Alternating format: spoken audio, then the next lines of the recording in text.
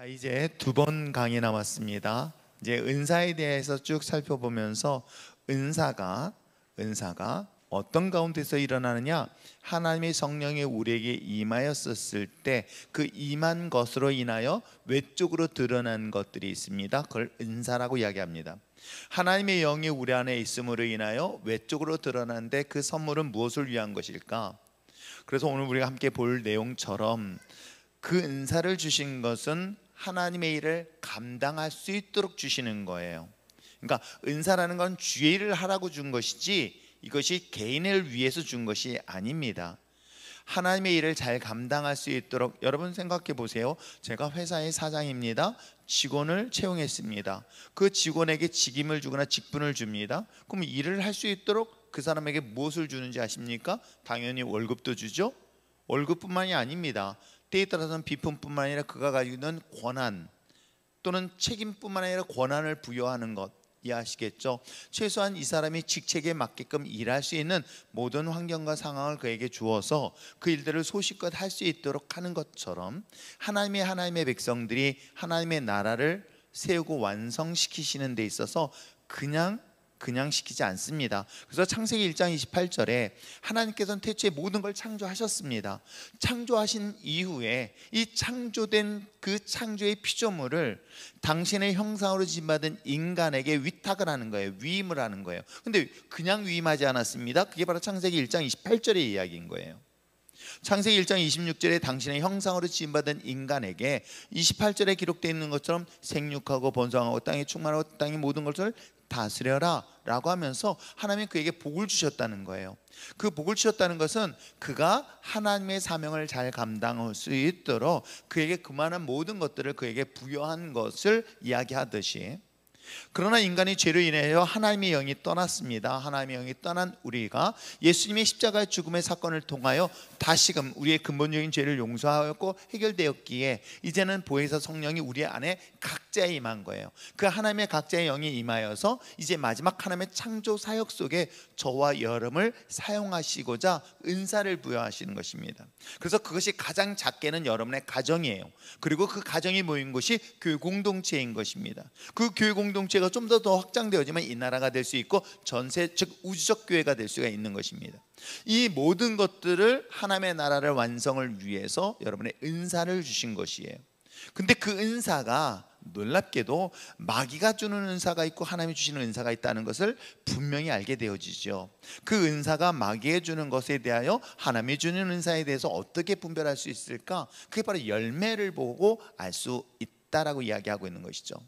그래서 씨 뿌리는 비유를 통해서 여러분 잘 알고 있죠? 왜 그 많은 가운데 씨 뿌리는 비유를 통해서 알곡이 뿌려지는가 하면 그곳에 뭐가 뿌려지고 있어요? 마귀가 그 땅에 가라지를 뿌려서 그 알곡된 열매를 자라지 못하게 만들죠.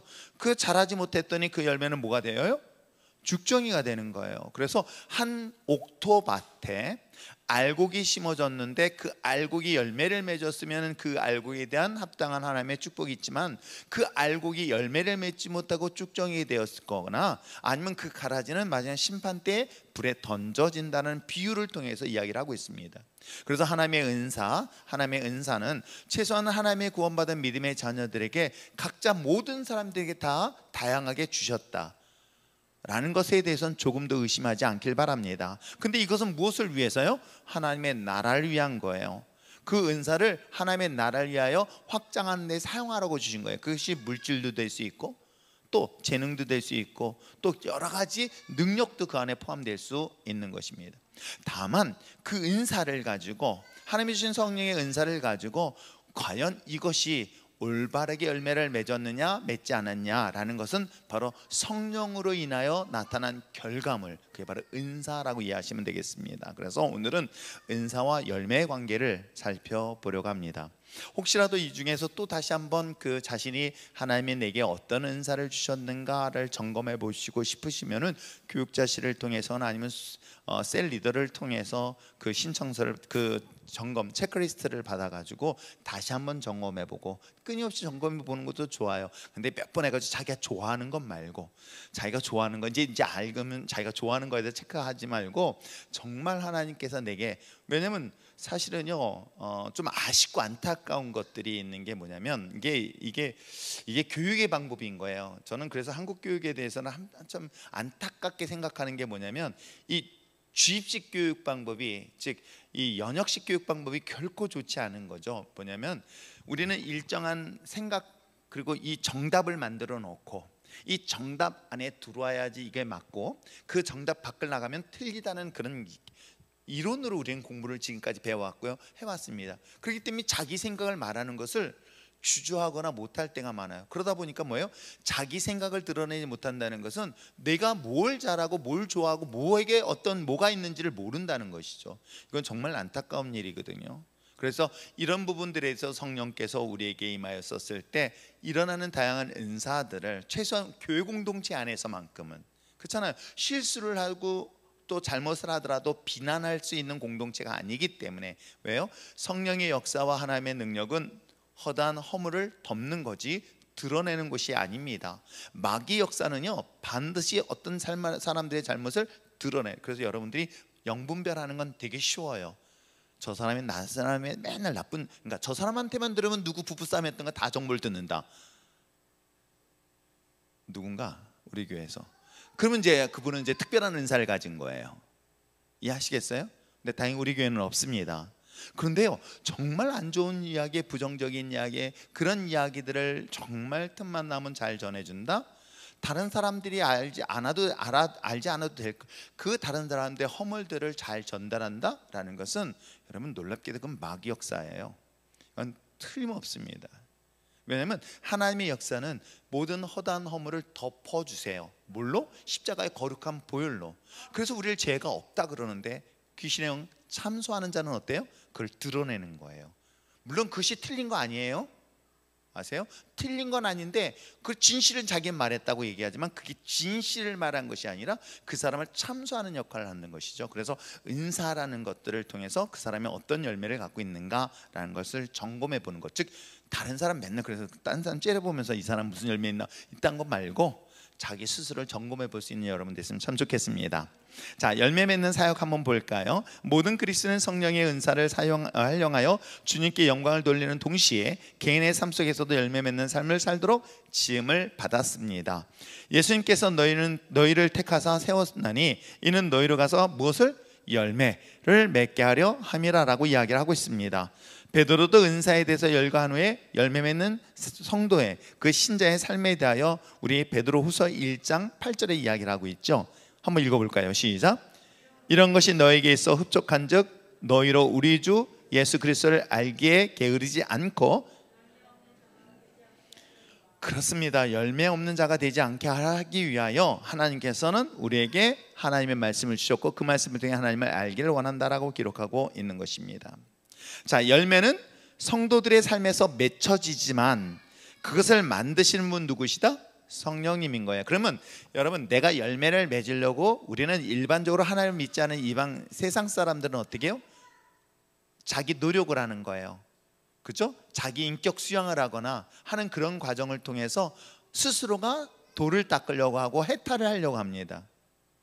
기본적으로는 불교도 그 중에 하나이고요. 불교뿐만 아니라 일부 힌두교라든가 그런, 제가 말레이시아 같은 데서 가서 보면은 이 복합적인 게 있어요. 불교도 아니고 힌두교도 아닌데 놀라운 거는요, 정말 비참해요. 이렇게 불상 같은 거 비슷한 게 있는데 굉장히 높은 단위예요. 여기서 보면은 1층에서 한 3층 정도 높이 같아요. 근데 그 밑에 계단이 쭉 있어요. 근데 그때가 되면 자기네들이 제사 드리는 그 안에 특별한 날인가 봐요, 절기. 그러면 온몸에다가 이렇게 바늘로 막 이렇게 뭐 같은 걸 뚫어요. 그래가지고 무거운 걸 달아요. 그럼 피가 줄줄줄 흐르면서 밑에서부터 그 계단을 타고 올라가요. 그럼 바닥에 핏물이 쫙 있어요. 그렇게 해서 고행을 통해서 자신의 못된 성품, 자아 이거를 막 극복하려고, 그래서 그 경지에 이르려고 그야말로 자기 몸을 해하는 그런 제사를 드리는 사람들의 그것을 제가 본 적이 있었거든요. 여러분, 그런 것들을 말하는 게 아니에요.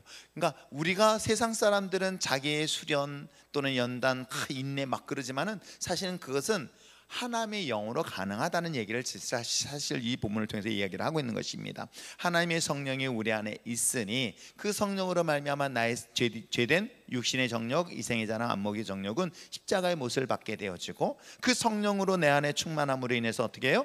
내 삶에서 성도다운 삶을 살 수 있도록 힘을 주신다. 이해하시겠죠? 그러니까 여러분 이렇게 생각해 보세요. 이게 나 자신의 몸이고 나 자신이에요. 근데 이 안에는 정말 거룩하고 깨끗하고 순결한 것만 있으면 참 좋잖아요. 그런데 그렇지 않아요.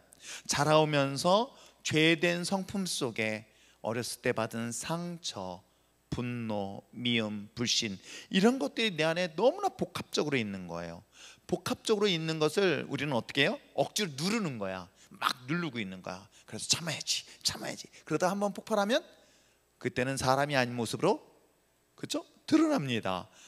그것을 또 이겨내려고 또 했다가 회개하고 또 그럽니다. 근데 여러분, 이것을 누른다고 해서 없어지지는 않아요. 그러면 방법이 뭐예요? 그래서 사실은 그 안에 하나님의 영으로 계속 나를 채워넣는 거예요. 내가 나 자신을 알기 때문에 이런 죄된 것들에 가까이 하지 않냐고, 세상의 것들에 있는 것보다는 하나님의 것에 있는 것이, 왜 그 화려한 궁전, 세상의 그 화려한 것보다 왜 하나님의 성전의 문지기가 왜 내 삶을 더 윤택하게 하는지를 아주 단적으로 보여주는 사례들이 바로 이런 모습들인 거겠죠. 그래서 하나님의 영으로 나 안에 계속 넣다 보면 내 안에 쓰디쓴 더러운 것들, 오물들, 이전의 모습들은 싹 사라지고, 내 안에 갖고 있는 여전히 나를 용서하지 못하고 이해하지 못하고 원망하는 이 모든 쓴뿌리 같은 아픈 것들이 하나님의 거룩한 영으로 채워짐으로 인하여 이것들이 어떻게 된다?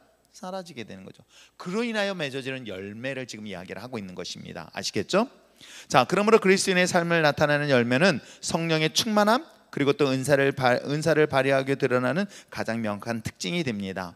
어떤 성도들의 삶에 성령의 열매가 맺혀져 있다면 그는 의심할 여지 없이 성령께서 주관하는 삶이라고 이야기해도 크게 분별하는 데는 어렵진 않을 거예요. 그러니까 여러분들이 성령의 사람이라는 것은 은사도 있고 능력도 있는데 그 사람이 갖고 있는 열매는 어떤 건가를 분별해 보시면 참 좋을 것 같아요. 성령의 열매는 하루아침에 맺혀지지 않냐고요. 주어진 오늘의 삶의 최선을 다할 때, 주어진 은사를 가지고 그리스도인의 덕을 나타낼 때 우리의 인격적인 변화를 통해 열매가 나타나고 하나님의 영광을 드러나게 되는 것입니다. 아시겠죠? 그러니까 성령의 열매는 시간은 걸리지만 분명한 것은, 여러분, 사과도 모양이 있어요. 샤인머스켓도 모양은 있어요. 기대한 것만큼 크지 않아서 여러분에게 줄 수 없어서 안타깝지만 그래도 샤인머스켓 열매는 있어요. 조금해서 그래요. 그리고 씨앗이 있어서 그렇지 맛은 아직까지 제가 안 먹어봐서 잘 모르겠어요. 그런데 그 모양은 있는 거죠. 그 모양에 탐스럽게 열매를 맺어지는 과정이 물론 필요하겠지만, 그러나 한 가지 분명한 것은 그가 가지고 있는 은사에 그가 하나님의 사람이라는 것을 평가할 수 있는 것은 결국 하나님의 주신 열매 부분으로 알 수 있다 없다? 있다. 이렇게 분별해 보시는 것이 가장 좋을 것입니다. 자, 그렇다면 은사와 열매에 대한 유사와 또한 그와 따른 차이점을 살펴보려고 합니다. 자, 은사와 열매에 유사한 것은 뭐예요? 근원이 같다는 거죠. 읽겠습니다. 시작. 자, 프린트물 없으신 분들은 다 나눠주시기 바랍니다. 혹시 없으시죠? 잠깐 스톱. 그러니까 우리 눈치 없는 우리 교육자들, 그거를 전달해서 이렇게 알려주시면은, 혹시 돋보기가 필요한 건 아닌가 모르겠어요. 우리 집사람은 그 사이에 모기 잡고 있습니다. 쥐 잡듯이 저도 잡고 있습니다. 자, 근원에 대해서 다시 한번 읽어볼까요? 시작. 성령의 은사와 열매는 둘 다 그 근원은 성령께 두고 있습니다. 은사도 성령께서 주시는 것이고 열매도 궁극적으로 성령께서 맺게 하시는 거예요. 무슨 말씀인지 아시겠죠? 은사도 성령께서 주시는데 그 은사가 성령으로 주신 것에 대하여 계속 유지되어지면 그 열매로 드러나게 되어 있다. 이해하시겠습니까? 자, 그렇다면 궁극적인 목적도 같아야 됩니다. 읽겠습니다. 시작. 은사와 열매는 모두 궁극적인 목적이 뭐예요? 덕을 세우는 데 있습니다. 개인의 덕을 세울 뿐만 아니라 교회의 덕을 세웁니다. 성령의 은사와 열매는 하나님께 영광을 돌리는 최선의 도구입니다. 이게 굉장히 조심스러운 최근의 일인데, 우리도 교회 알바끼 해가지고 500억을 보상받았으면 참 좋겠다는 생각이 후뚝 드는데, 정말 이게 덕이 되지 않잖아요. 그 500억보다도 그 500억을 피해를 줬다는 생각들을 왜 안 하는지는 잘 모르겠습니다만, 세상 사람들보다 더 못한 짓을 교회가 하고 있다 한다면 여러분 이걸 보면서 분별할 수 있어요. 결국은 덕을 세우는 거예요. 왜 화낼 줄 모르고 손해볼 줄 몰라서 손해 안 보겠습니까? 그렇잖아요. 손해보기 싫은 사람, 손해보고 싶은 사람 없어요.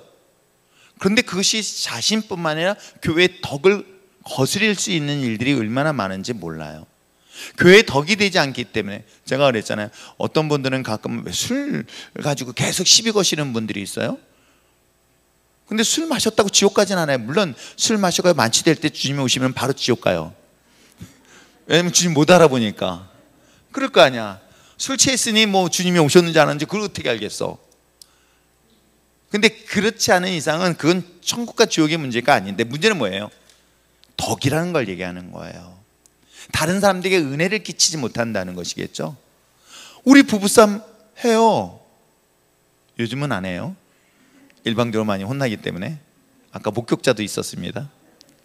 그런데 여러분 어떻습니까? 그런데도 불구하고 내가 스스로가 사람들에게 덕이 되지 않기 때문에 절제도 하고 피하기도 하고 사람들 앞에서 사람들에게 그런 모습을 보이지 않으려고 노력하는 것들을 또한, 그걸 우리는 뭐예요? 절제이기도 하고 인내도 그 중에 하나잖아요.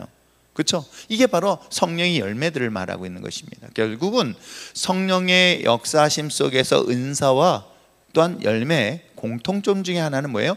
뭘 한 것이다? 덕을 세우기 위함이다. 아시겠어요? 덕이 되죠. 옛날에 여러분 몰라서 옛날에 안수 집사분이 한 분 우리 교회에 새로 오셔서 정말 신실하게 대표 기도도 하고, 그러니까 청년들 볼 때는 정말 아주 모델이 되셨던 분이에요. 모델이 되셨던 분.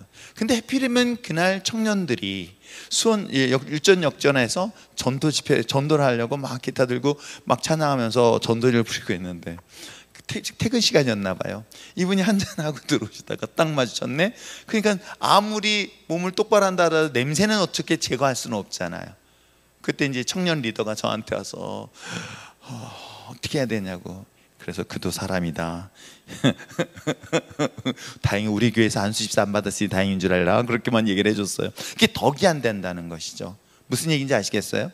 결국은 은사나 열매는, 그 성령의 역사하심은 결국은 하나님 앞에 영광을 가려우지 아니하도록 개인과 사람들에게 교회에 덕을 끼치는 일을 해야 된다. 이해하시겠어요? 교회도 세상 사람들한테 손가락질 받는 일을 해서는 안 돼요. 그래서 저도 사실은요, 이 지역에서 율전교회가 소문이 어떻게 날고 있을까 되게 조심조심해요. 아시겠어요?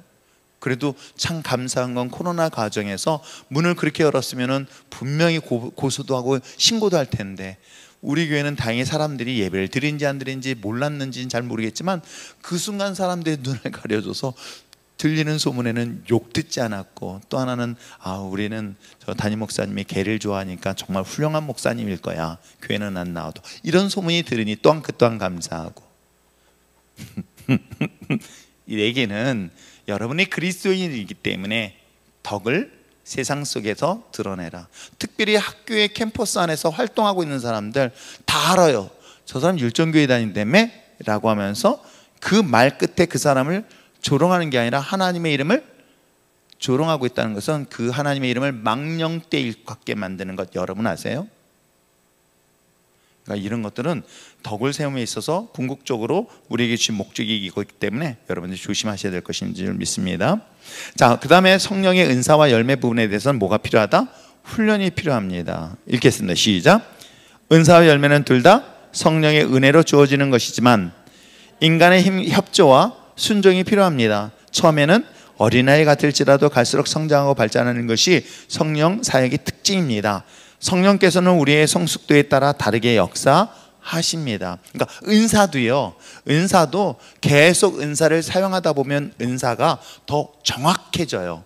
명확해질 뿐만 아니라 은사도 성장을 해요.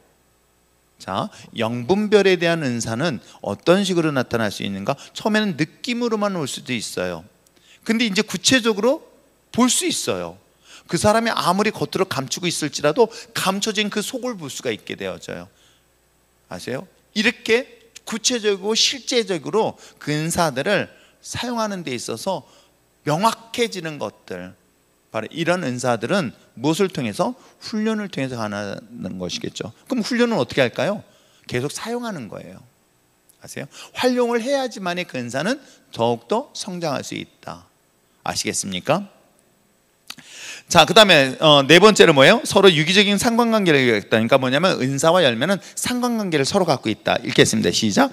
은사가 나무의 잎이라면 열매는 나무의 결실입니다. 은사가 몸의 육체적 힘이라면 열매는 정신적 인격이라 할 수 있습니다. 즉 이 둘은 뗄래야 뗄 수 없는 관계에 놓여 있습니다. 제가 샤인머스키를 키우면서 이파리가 정말 중요하다는 것을 수없이 듣게 되는 거예요. 나는 이파리가 분석하니까 막 내버려뒀더니 너무 많아도 안 되는 거야. 그랬더니 열매가 적어진대요. 그래서 갖가지를 잘랐더니 너무 잘랐다고 또 혼났어요. 그래서 이게 적당하게 열매에 선한 영향을 미칠 수 있도록 그런 적당한 선에서 가지치기도 하고 이파리 관리를 해야 된다. 왜요?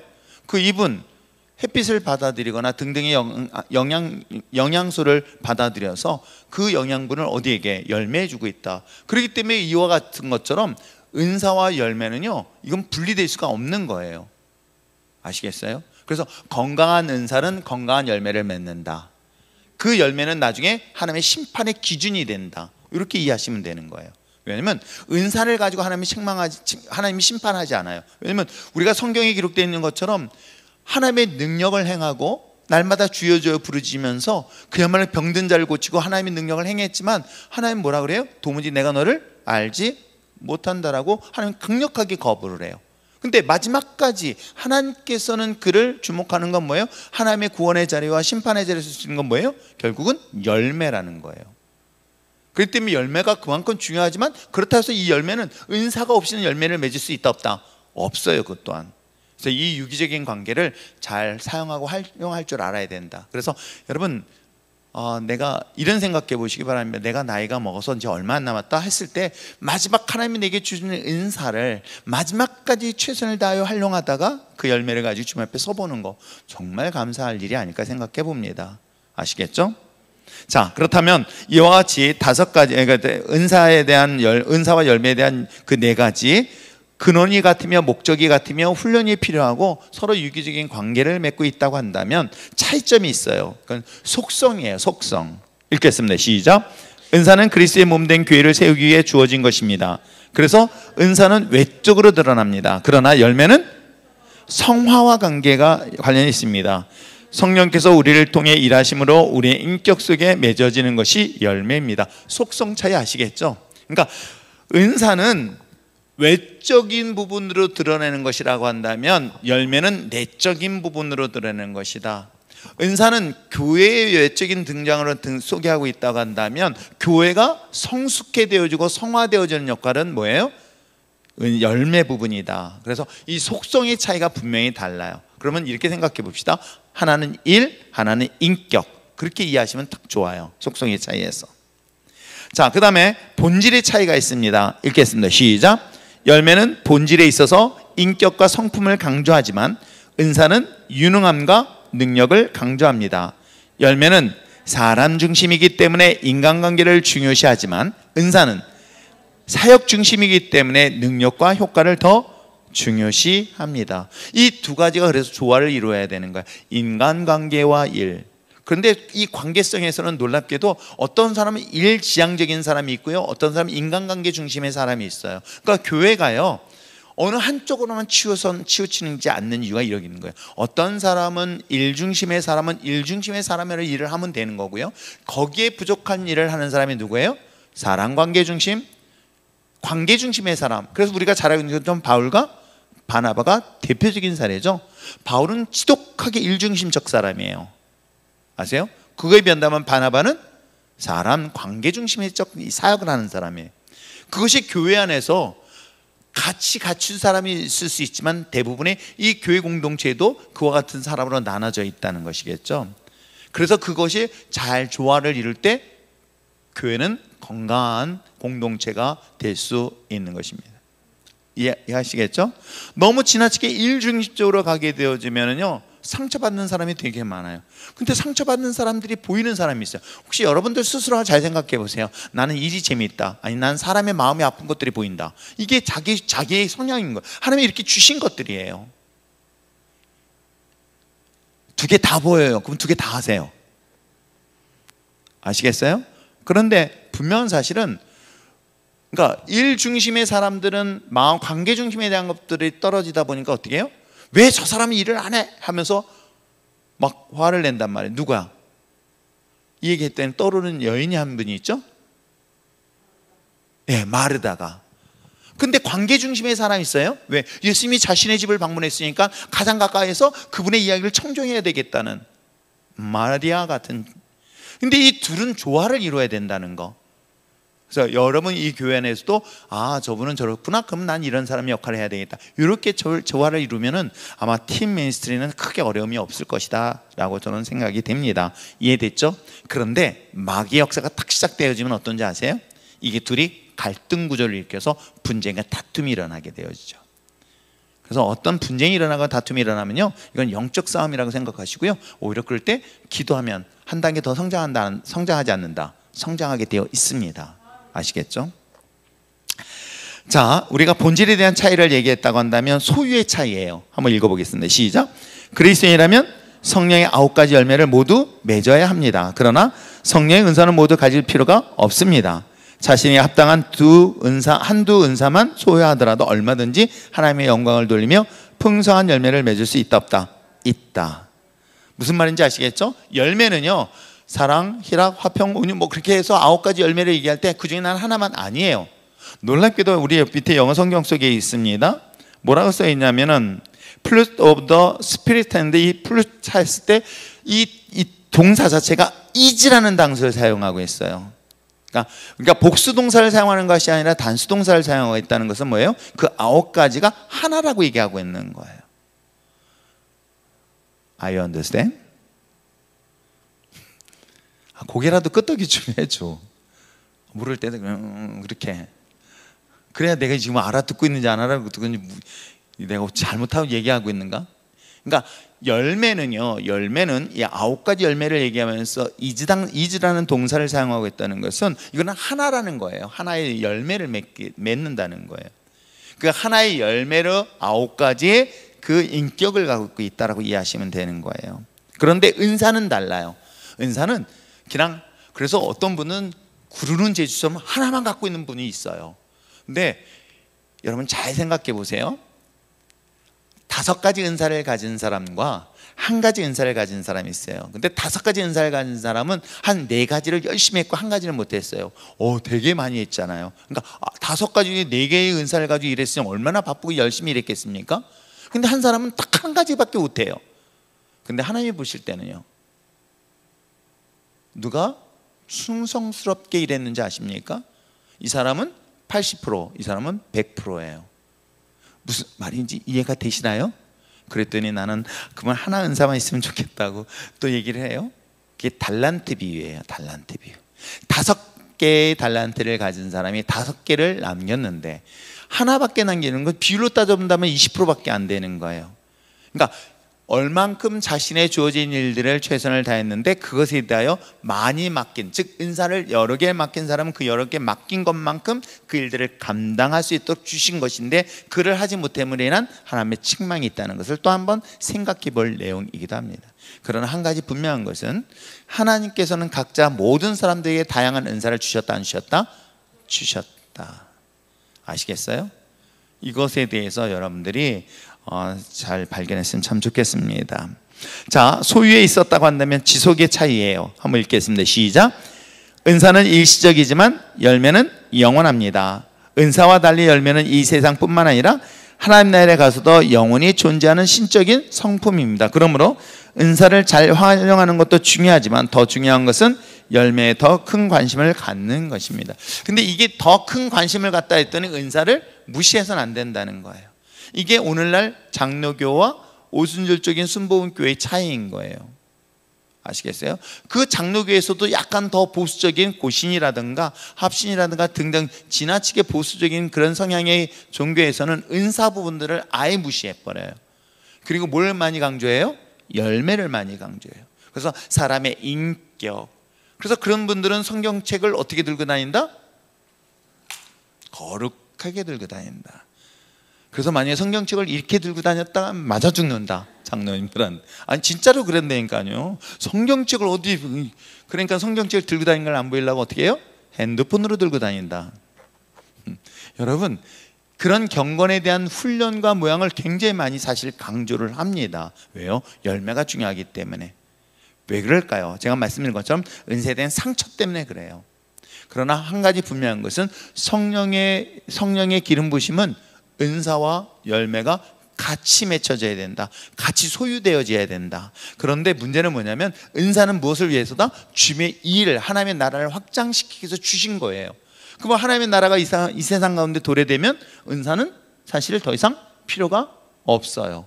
그리고 뭐만 있으면 돼요? 마지막 남아있는 그 열매를 가지고 주님 앞에 서게 될 거예요. 그런 의미를 얘기하고 있는 것이에요. 그래서 그것은 어떤 개념은 시간에 대한 개념으로 지속에 대한 이야기를 하고 있는 것입니다. 이해하시겠죠? 뭐 싸웠어요 다들? 자, 유사점 그 다음에 차이점을 살펴봤습니다. 자, 열매 부분 한번 읽어볼까요? 시작. 성령의 열매는 예수님의 인격이요 하나님의 성품입니다. 하나님은 우리가 성령의 은사를 발휘하면 동시에 하나님을 닮아가기를 원하십니다.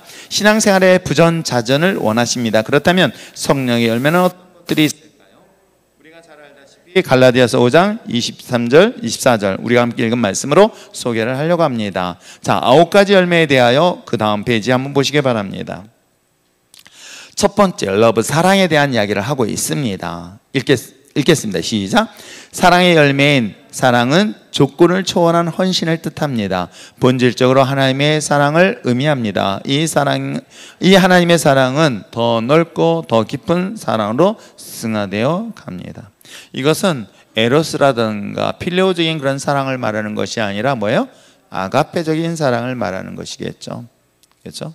그러니까 에로스적인 육체적인 사랑이 아닌, 필레오는 부모와 자녀와의 관계의 사랑이라고 한다면 하나님의 사랑은 부모와 자녀의 관계의 더보다 더 깊은 사랑을, 그것이 아가페 사랑이라고 이야기를 하고 있습니다.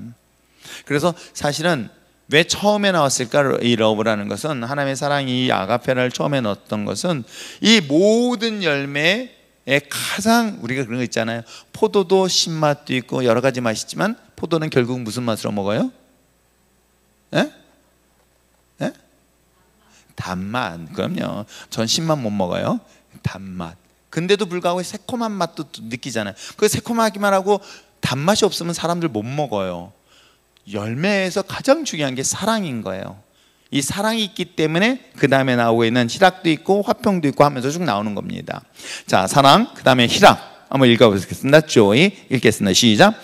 성령의 열매인 기쁨은 외부적인 상황이나 환경에 의해서가 아니라 성령께서 함께 하실 때 마음속에 솟아나는 기쁨을 의미합니다. 무슨 말씀인지 아시겠죠? 그러니까 하나님이 주신 성령의 은혜 중에, 열매 중에 하나는 이 기쁨은 일희일비를 하지 않습니다. 오늘은 막 짜증나, 오늘은 막 행복했다. 이거는 약 먹어야 됩니다. 아시겠어요? 하나님의 영이 우리 안에 있으면요, 환경과 상관없이 기쁨이 있어요. 그러니까 제가 여러분 미친 사람과 똑같다고 얘기하는 이유가 여기에 있는 거야. 미친 사람들은요, 난 뭐 좋아서 그런단 말이에요. 하나님의 사람들은요, 놀랍게도 누가 뭔 말을 해도 어떻게 그렇게 있다는 소리 안 해요. 아세요? 안 해봐서 모르죠. 제가 이게 임원을 하면서 참 많은 걸 느끼는 것 중에 하나는, 저보다 나이가 어리잖아요. 이게 또 듣나 모르겠다. 근데 가끔 참 무리하게 하는 경우가 있어. 근데 나는 괜찮은데 옆에 있는 분이 나중에 끝나고 난 다음에 막 본인이 화를 내는 거야. 어떻게 무리하게 그렇게 얘기할 수 있냐고. 자기가 막 그래. 그건 난 무리했나? 난 기억이 잘 안 나요. 기억이 안 나. 이러면서 날 자랑하는 거예요. 근데 여러분 그래요. 과거에는 저도 이 말 한마디에 되게 예민하고 했던 제가 하나님의 말씀에, 하나님의 은혜 속에 있다 보니까 상대방이 나에게 무슨 말 하더라도 그 말에 내가 좌우되지 않는다는 거예요. 왜 그럴까요? 여러분, 열등의식을 가진 사람은요, 누가 돈 1,000원 빌려달라, 없어 그러면 상처를 받아요. 아세요? 근데 난 부자예요. 그래서 문정수가 1,000원을 달라고 그랬어요. 그래서 없어요. 그러면 상처받는 게 아니라 아, 바보 1,000원도 없구나 하면서 불쌍히 여겨요. 무슨 말씀인지 이해가 되겠어요? 그는 하나님이 우리 안에 있으면 내 낮고 낮은 천한 내 열등식과 상처들을 누구야? 하나님의 영으로 치유를 받았기 때문에 용서가 되어지고요, 그 사람에 대한 어떤 말들 하더라도, 나를 어떤 모욕을 하더라도요, 오히려 그걸 어떻게 여긴다? 불쌍히 여기게 되는 거예요. 그게 예수님께서 그 핍박하는 그들을 바라보면서 안타까운 눈물 흘리셨던 이유도 바로 여기에 있는 거예요. 이게 성령의 은혜로 성령의 충만한 그런 열매를 맺는 자의 모습이라는 것. 그래서 거기에 뭐가 나요? 기쁨, 조이가 나타나는 거예요. 그냥 잠깐 기쁜 게 아니라 기뻐요. 그냥 그리스도 말미암아 생각하면 기쁜 거. 그래서 제가 여러분을 테스트해요, 안 해요? 제가 테스트 해봅니다. 쿡 찔러봤는데도 짜증내잖아요, 김성순? 그러면 아, 하나님의 영이 아직도 벌었구나 하면서 내가 더 찔러봐요. 그래, 뭔 말을 해도 하나님 감사합니다 라고 할 수 있는 성숙된 그리스도인이 되길 저는 소망해요. 왜냐하면 저는 교관이기 때문에 여러분을 훈련시키기 위한 목적이지만 세상은 그렇지 않아요. 여러분 죽이려고 여러분 시험할 때, 핍박할 때 그를 불쌍히 여기며 그를 용서하고 사랑하시며 그 상황 속에서도 기뻐할 수 있는 여러분, 아시겠죠? 그게 성령의 두 번째 열매이기도 합니다. 세 번째, 피스, 화평 읽겠습니다. 시작. 성령의 열매는 평안은 마음과 정신의 평안함을 의미합니다. 우리의 삶과 모든 계획들이 전능하신 하나님 손 안에 있다는 확신에서 비롯되는 것이죠. 그렇기 때문에 이런 사람들은요, 풍랑 속에서도요 잠잠할 수밖에 없는 거예요. 그 얼굴 표정을 보면 알 수 있지 않나요? 없구나. 제가 오늘 아까 여기 앞에 앉아 있는데 어느 모 교회 다니시는 집사님이시고 또 어머님이신가 봐요. 그래서 무슨 얘기하다 제가 목사님 얼굴의 표정이 참 좋다는 소리에 얼마나 기분 좋았는지. 알고 보면 무서운데도 불구하고. 여러분, 여러분들이 어느 곳에서든지 피스메이커 역할을 하라는 게 바로 이 부분인 거예요. 아시겠어요? 자, 네 번째는 뭐예요? 롱서퍼링이라는 말도 쓰는데 페이션스라는 단어도 써요. 인내. 자, 읽겠습니다. 시작. 성령의 열매인 인내는 사람들을 대하는데 요구하는 것으로 시련을 당하더라도 다른 사람들에게 관용할 줄 아는 성품을 말하고 있습니다. 그래요. 이거는 patience라는 단어를 쓰기도 하지만 long-suffering이라는 단어도 사용하고 있습니다. 같은 의미인데 조금 달라요. 그런데 아무튼 여기서는 patience라고 썼습니다. 자, 자비, kindness, 친절하다는 것이겠죠? 읽겠습니다. 시작. 성령의 열매인 긍휼은 사랑의 기초 위에서 다른 사람들을 불쌍히 여기는 마음, 자비. 그래서 여러분들이 이 자비한 마음이 있기 때문에 오지랖이라 하잖아요. 다른 사람들의 어려움이 있으면 그냥 지나가지 아니하고 그를 돕고 그에게 힘을 줄 수 있는 사람들. 저는 우리 율전의 신앙공동체가 그랬으면 참 좋겠어요. 자, 그 다음에 양선, 굿니스 읽겠습니다. 시작.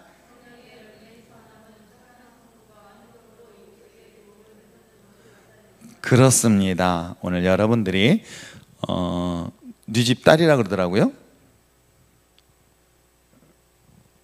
양선 누구 딸인지 모르나요?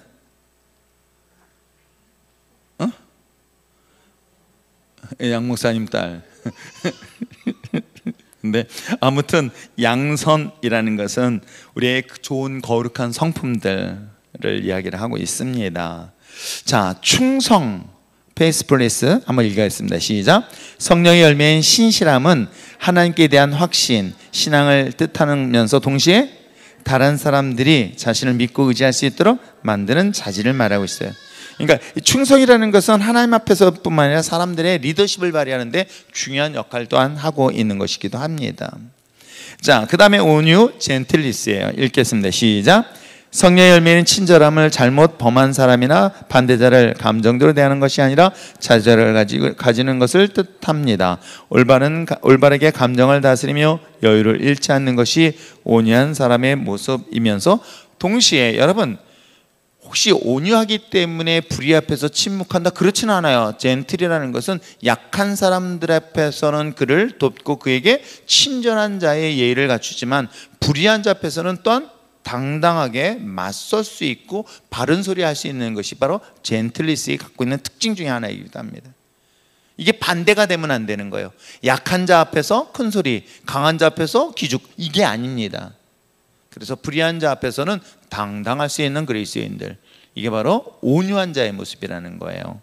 자, 그 다음에 절제 한번 읽겠습니다. 시작.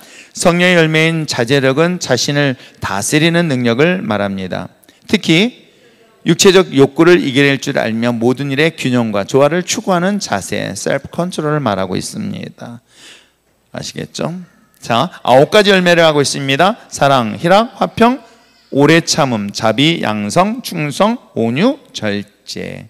이 9가지 열매가 다양하게 다 같이 고루고루 맺혀지는 것이 바로 성령의 열매가 갖고 있는 특징이라고 이야기합니다. 자, 그렇다면 이 열매를 맺는 교회 구조 사역을 보면 여러분 그래프를 보면 알 수 있겠죠. 그 가운데는 누가 있습니까? 바로 예수 그리스도가 중심이 되는 거예요.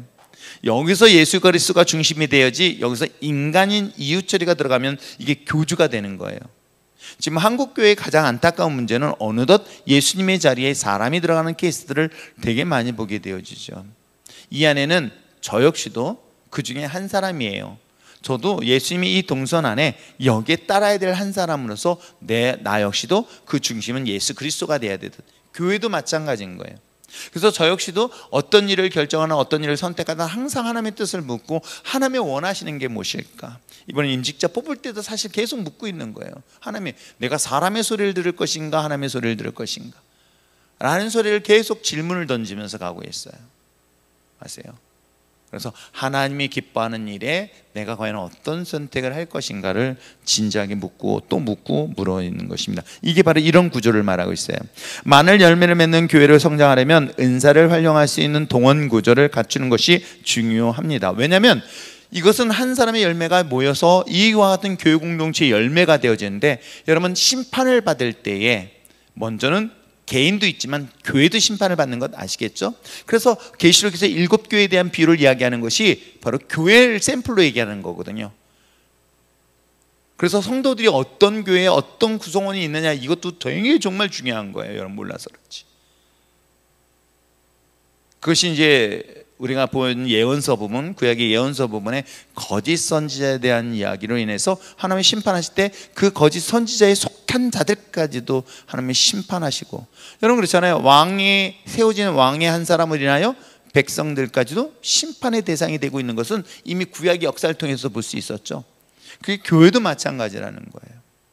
그래서 교회도 정말 하나님 앞에서 이 구조를 잘 갖춰줘야 되는데, 성령의 은사와 열매를 잘 갖출 수 있는 교회, 그 중심에는 누가 돼야 된다?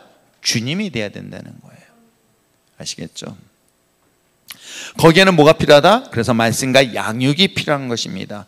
교회가 말씀과 양육이 없다고 한다면 여러분 심각한 거예요. 근데 물론 여기서 말씀과 양육했더니 성경 공부라고 자꾸만 얘기를 하지만, 여러분 공부를 해서 사람 변하지는 않아요. 제가 이 부분에 대해서는 정말 다양한 분들을 만나면서 더 확신을 가져요. 얼마 전에 목사님들 모임에서 제자훈련하고 있는 월요일날 모임에 변선목 교수님이라고 우리 백석의 구약신학 교수님이세요. 이분이 오셨는데, 이분은 워낙 유대의 전통적 신앙을 가지고 유대 토라 학교를 졸업하시고, 그래서 랍비 생활도 했을 정도로 유대의 전통적 생활을 하셔서 그야말로 그 공부를 하시고 오신 분이거든요. 근데 그러다 보니까 유대의 전통적 종교에 대해서 너무 많이 알고 있고요, 성경에 대한 것들을 이렇게 구약에 대한 것들을 정리해 주시는데, 놀랍게도 그분이 하신 말씀 중에 하나가 뭔지 아십니까? 성경을 통독하는 것이 중요하다는 얘기를 저는 한 번도 얘기한 적이 없는데, 그분이 목사님들 앞에서 그 얘기를 하시는 거예요. 유대인의 전통 속에서 그것이 명맥이 여는 건 이것밖에 없다는 이야기를 해주시는 거예요. 그렇듯 여러분 성경 공부가 아니라 성경 말씀을 읽으세요. 정말 하나님의 말씀, 그래야 그 말씀의 중심이 누구다? 그리스도가 될 수가 있는 거예요. 제가 여러분들에게 성경을 가르쳐서 너무 훌륭한 좋은 목사님의 좋은 설교, 그리고 좋은 말씀에 가르치며 여러분 그것으로 인해서 중심이 내가 돼버리면 이게 되게 위험한 거예요. 그래서 여러분 스스로가 하나님의 말씀을 읽는데 그 중심의 말씀인 예수 그리스도의 말씀이 여러분 삶 속에 직접 볼 수 있도록 그 말씀으로 양육됐으면 참 좋겠습니다. 자, 말씀과 양육, 그 다음에 그 밑에 뭐예요? 관계예요. 그리고 그것을 활용하는 것이에요. 아시겠습니까? 그래서 삼각형의 중심엔 뭐다? 예수 그리스도. 꼭지점에는 뭐예요? 말씀 안에서 성장하는 거예요. 자, 우리 2번의 제1꼭지점 말씀 안에서 성장 한번 읽어볼까요? 시작. 이는 소그룹의 성장이라고 할 수 있습니다. 이를 위해서는 말씀과 기도를 가까이 하도록 은혜로운 예배의 지속적인 양육 과정이 풍성한 분위기를 연출해야 된다. 얘기는 뭐냐면 은사이든 열매이든 이 은사와 열매를 온전하게 잘 이루기 위해서는 그 말씀이 중심이 돼야 되는 거예요. 그래서 항상 하나님의 말씀이 나의 삶의 기준이 돼야 되고, 그 말씀을 중심으로 기준이 되었었을 때 은사와 열매를 분별할 수 있다 없다? 있다. 아시겠어요? 이 소리는 아닙니다. 네. 자, 이거는 아주 본질적인 문제고요. 그러면서 이것을 이제 여기서 또 위험한 거는, 그러다 보니까 나 홀로 신앙생활하는 사람들이 많아요. 근데 릴레이션십, 이 관계 또한 중요한 거예요. 관계 맺지 않은 신앙은요, 여러분 말씀드린 것처럼 마치 아말렉과의 전쟁을 치를 때 떨어져 나간 사람들이 아말렉의 공격의 대상이 된 것처럼 사단마귀도 마찬가지예요. 반드시 그룹에서 떨어진 자들이 공격의 대상이 되는 것 잊지 마시기 바랍니다. 아시겠어요? 그래서 자, 그런 부분에 대해서 인간관계 구축 읽겠습니다. 시작. 이는 함께 나누는 교제라고 할 수 있습니다. 함께 나누는 교제를 위해서는 기도 또는 선교의 구역 같은 소그룹 활동을 활성화하는, 그러니까 여러분 셀 모임의 활동도 그런 모임 때문에 이루어지는 건데, 대부분의 교회가 어떤 식으로 하냐면, 그러니까 두 날개 같은 형태의 교회 형태 속에서는 크게 모이는 대그룹의 모임에 소그룹 모임에 리더를 세우는데, 그 세우는 일할 사람들을 세우는 경우들을 저는 오랫동안 봤어요. 그러든가 일하는 사람이다 보니까 그 또한 말씀으로 되지 않다 보니 자기가 알고 있는 범위 내지 인간적 방법으로 그 팀을 이끌어가기 때문에 그 조직이 다양하게 형태를 이루는 것들을 볼 수 있어요. 저는 이것이 물론 옳은지 아닌지는 나중에 평가를 받겠지만, 그 한 사람 한 사람 말씀으로 세워지는 것은 예수님께서 그렇게 하셨잖아요. 예수님께서도 그들을 기본적으로 말씀으로 잘 훈련된 사람들을 3년이란 기간 동안에 따로 훈련을 시켰던 거거든요. 하나님께서 이스라엘 백성들을 처음부터 가나안까지 이끌어가는 데 어렵지 않아요. 그런데도 불구하고 하나님께서는 이 39년 동안 뭘 시켰는지 아십니까? 말씀에 순종하는 훈련을 시켰던 거예요. 말씀에 훈련하는, 그러니까 40년 동안 광야 기간 동안에 그들은 시내산에 들렸던 하나님의 말씀을 들으면서 그 말씀이 그 안에 충만하게 만들어버리는 거예요. 그리고 그 말씀에 순종했던 것의 마지막 테스트가 요단강 사건인 거예요. 그래서 그 말씀이 그만큼 중요한 것이기 때문에 그 말씀에 대한 양육들을 각자 받으면 그 사람들이 하나님의 말씀을 기준으로 해서 소그룹 인도를 해야 되는 것이, 나는 그게 맞다라고 생각하면서 지금까지 왔던 거예요. 근데 여러분, 회사 같으면 적정한 기준을 맞춰 사람 뽑지만, 교회는 시키려면 도망가고 시키면 안 하겠다 그러고 또 쓸만하지 않은 사람은 또 하겠다 그러고, 그래서 정말 어려운 부분이 많아요. 이분들은 정말 다 집에서 싸우고 왔어. 자, 인간관계 구축. 그 다음에 세 번째 뭐예요? 그래서 그것에 대해서 이제 아웃풋하는 거예요. 어떻게 은사를 활용해 보는 거예요. 자, 시작. 이는 밖으로 뻗어나가는 사역이라고 할 수 있습니다. 이를 위해선 은사를 가르치고 개발하고 은사에 따라 사역을 배치하는 활동이 있어야 합니다. 아시겠죠? 그래서 제가 여러분들에게 뭘 시켜보는 거예요. 이거 해봐라 했을 때 순종하면서 그 순종하는 것만큼 또 일을 하다 보니까 그것이 하나님의 은사로 드러나게 되어지고 이렇게 되어지는 것인데, 또 하다 보면 전혀 아닌 경우는 또 다른 은사 배치가 되겠지만은 아무튼 그렇게 하는 것입니다. 그러면서 전체가 뭐예요? 삼각형의 원의 내부는 마지막 주님의 명령인 거예요. 지상 명령. 자, 읽겠습니다. 시작.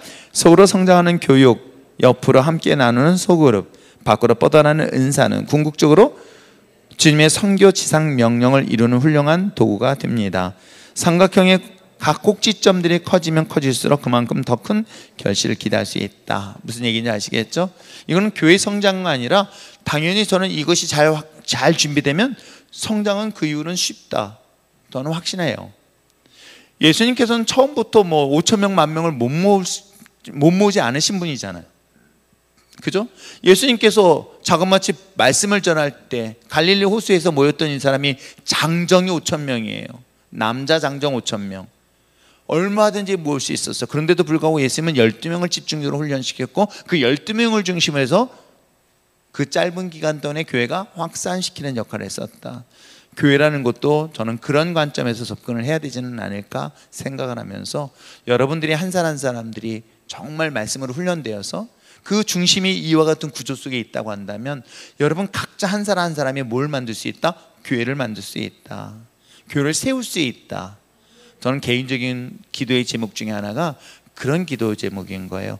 여러분 한 사람 한 사람들이 그리스도의 장성한 분량에 이르도록 성장되어지고, 그리고 그들이 모여진 하는 작은 교회 공동체가 지역에 흩어져서 건강한 교회를 세우는 데 있어서 쓰임받는 일꾼들이 되었으면 참 좋겠다.